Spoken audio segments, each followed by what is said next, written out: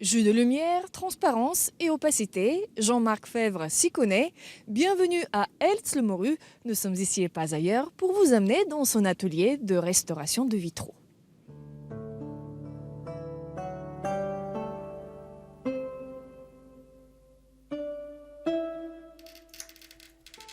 Son travail commence souvent par une maquette en papier calque à échelle réelle. Il restaure les morceaux manquants ou cassés. Jean-Marc est maître verrier, spécialiste des vitraux d'église. J'aime bien travailler sur l'existant, parce que ça a une histoire. Il y a des gens qui ont fabriqué ça, ça s'est détérioré, j'interviens après, j'amène un peu de mon savoir, j'essaye de faire au mieux.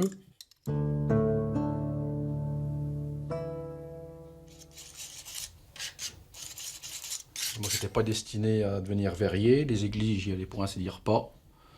Donc le verrier du village cherchait un apprenti, je me suis présenté, le métier m'a plu. 36 ans plus tard, le voici à la tête de son atelier. Les gestes sont précis, les techniques ancestrales. Donc j'ai préparé des pièces en grisaille. J'ai mis une petite patine pour qu'il n'y ait pas trop de transparence. Et j'amène un petit peu de couleur en mettant du jaune d'argent. Le jaune d'argent, c'est de l'argile avec du sel d'argent. On n'invente rien, ce sont des produits naturels. Les anciens travaillaient avec ce que la nature leur donnait. Les pinceaux, c'est des poils d'animaux, par exemple. L'outillage est resté, pour ainsi dire, le même. Donc une fois que j'ai fait mes pièces, je vais les poser sur une plaque de cuisson et on va aller les faire cuire. Donc on fait cuire à un peu plus de 600 degrés, le verre se ramollit et la peinture s'intègre dans le verre. L'église d'Épernay, la collégiale de Vitry-le-François, la cathédrale de Metz, Verdun ou celle de Lyon. Jean-Marc a sillonné les routes de France. Aujourd'hui, il pratique en Champagne-Ardenne et en Lorraine toute proche. Un vitrail, c'est chargé d'histoire, une église aussi, il y a des gens qui sont passés avant moi. Donc moi, je suis un témoin privilégié, si vous voulez. Je suis un acteur de passage. Et préserver l'existant pour les futures générations, c'est le but de ce métier. Dans cette église du XVe siècle, le maître verrier doit restaurer 8 vitraux sur 18, tous protégés. Et quand il ne reçoit pas la visite surprise de la direction des affaires culturelles, c'est monsieur le maire qui passe admirer le patrimoine embelli. C'est magnifique ce que vous faites là, parce que rien que la clarté, là, quand on rentre de l'église, rien que la clarté, c'est super. Oui, c'est super. Voilà. C'est le but de l'opération. Entre autres, nettoyer, réparer et conforter. Et puis c'est parti pour 150 ans, on n'en reparlera plus.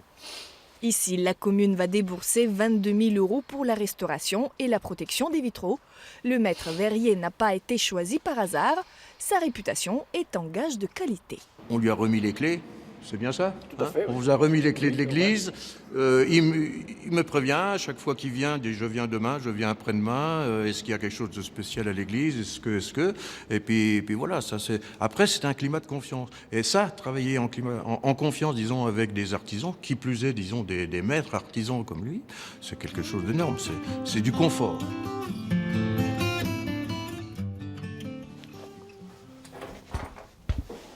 Tiens, je te ramener les mesures. Là. Son savoir-faire, Jean-Marc le partage et le transmet. Rémi, 21 ans, travaille avec son père depuis 3 ans. Pose, dépose, montage, soudure, il apprend pas à pas le métier. Faut aller avec précaution parce que sinon le verre ça coupe. Au début je me coupais souvent. Je passais des heures à regarder mon père comment il faisait avant de pouvoir le faire. Puis maintenant je commence à maîtriser de plus en plus. Ça se casse facilement? Ouais, ça se casse bien. Ouais. Donc Jean-Marc, là il y a pour une journée de travail. À peu près, oui. Nettoyage, soudure. Un nettoyage. On va remplacer les pièces cassées par les pièces neuves. Il y aura quelques pièces collées. Et ensuite, on va changer toute l'armature en plomb, parce que toutes les soudures sont cassées et le plomb est bon à changer. Donc ce sera un ressertissage en plomb neuf.